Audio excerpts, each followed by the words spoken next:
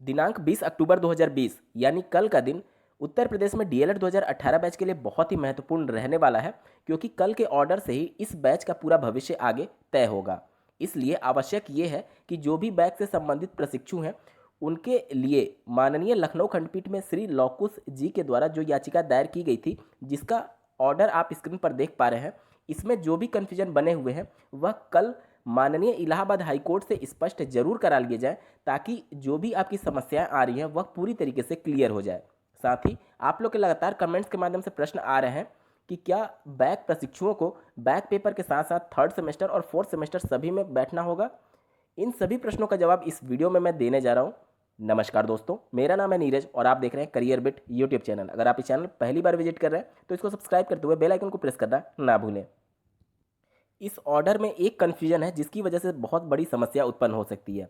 छठे पॉइंट में आप देख लीजिए, बैक पेपर से संबंधित जो भी परीक्षा है वह 30/10/2020 से लेकर के 7/11/2020 के बीच संपन्न होंगी, जिसमें 30, 31 और 1 तारीख को प्रथम सेमेस्टर की परीक्षा है। फिर 2, 3 और 4 तारीख को तृतीय सेमेस्टर की परीक्षा है। फिर 5, 6 और 7 तारीख को सेकेंड सेमेस्टर की परीक्षा है।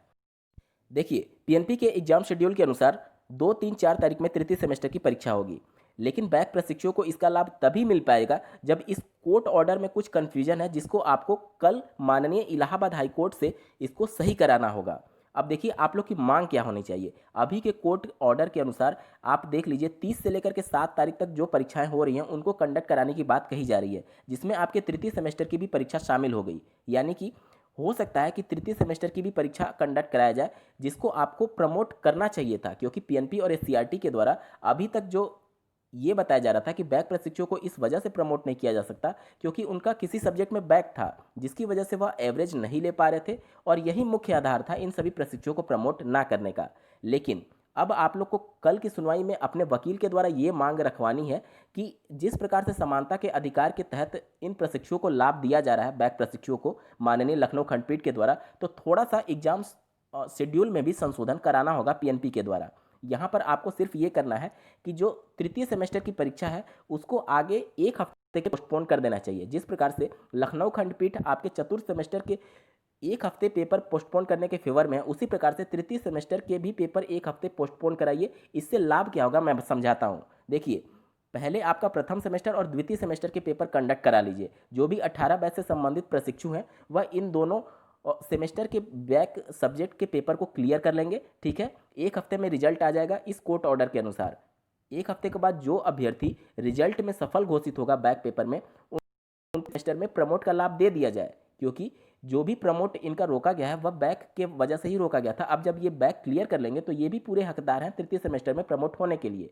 और जो प्रशिक्षु अपना बैक पेपर क्लियर नहीं कर पाएगा, उनको 1 हफ्ते के बाद, जो मैं एग्जाम शेड्यूल में चेंज करने की बात कर रहा हूँ, तो 1 हफ्ते के बाद रिजल्ट आने के बाद तृतीय सेमेस्टर और चतुर्थ सेमेस्टर की परीक्षा आप लगातार करा लीजिए। जो प्रशिक्षु बैक क्लियर नहीं कर पाएगा उसको तृतीय सेमेस्टर में शामिल कराइए, और जो बैक क्लियर कर लेगा उसको उसी के आधार पर थर्ड में प्रमोट करके डायरेक्टली फोर्थ में शामिल कराइए। तो कल के कोर्ट सुनवाई में ये बहुत बड़ा रोल रहने वाला है, जो भी याचिका श्री नितिन त्रिपाठी जी के द्वारा दायर की गई है उनके वकील के द्वारा, कि माननीय जज को अपने फेवर में इस तरीके से करना है अपने दलीलों से, कि जिससे समानता के अधिकार के तहत ये सभी प्रशिक्षु अगर बैक पेपर क्लियर कर लेते हैं तो वो पूरा हकदार है तृतीय सेमेस्टर में प्रमोट होने के लिए।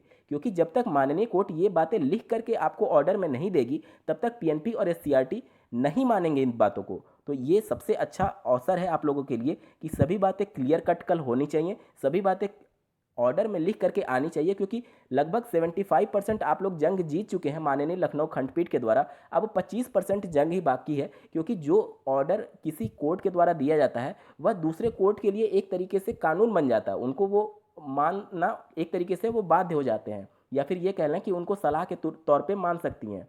तो एक तरीके से आपके फेवर में रिजल्ट आ चुका है, बस जो कन्फ्यूजन बना हुआ है उसको दूर करना है, यानी कि तृतीय सेमेस्टर प्रमोट 100% कराना है। इसके लिए आपको सिर्फ ये करना होगा कि तृतीय सेमेस्टर के पेपर और फोर्थ सेमेस्टर के पेपर दोनों को 1 हफ्ता आगे पोस्टपोन करना होगा। कोर्ट तो पहले ही फोर्थ सेमेस्टर के पोस्टपोन के फेवर में है, केवल तृतीय सेमेस्टर को भी पोस्टपोन कराना होगा। सबसे पहले आप बैक पेपर दोनों सेमेस्टर का एग्जाम कंडक्ट कराइए, जो उसमें सफल होगा उसको तृतीय सेमेस्टर प्रमोट करके सीधे चतुर्थ सेमेस्टर की परीक्षा में शामिल कराइए। और जो बैक पेपर क्लियर नहीं कर पाएगा उसको 1 हफ्ते के बाद जो तृतीय सेमेस्टर परीक्षा हो रही है उसमें शामिल कराइए। पूरा सब कुछ खेल क्लियर हो जाएगा, किसी का भी अहित नहीं होगा। जो पढ़ करके बैक पेपर क्लियर करेगा वो फोर्थ सेमेस्टर में बैठेगा, जो फेल होगा यानी पास नहीं कर पाएगा वो तृतीय सेमेस्टर में बैठेगा। चीज़ें ऐसी होनी चाहिए और यही कल के ऑर्डर में आनी चाहिए। आपके वकील की अब ये बहुत बड़ी जिम्मेदारी है कि किस प्रकार से अपने दलीलों से माननीय जज को वो कन्विंस कर पाते हैं। इस वीडियो को देखने के लिए आपका बहुत बहुत धन्यवाद। भगवान करे आपका दिन शुभ।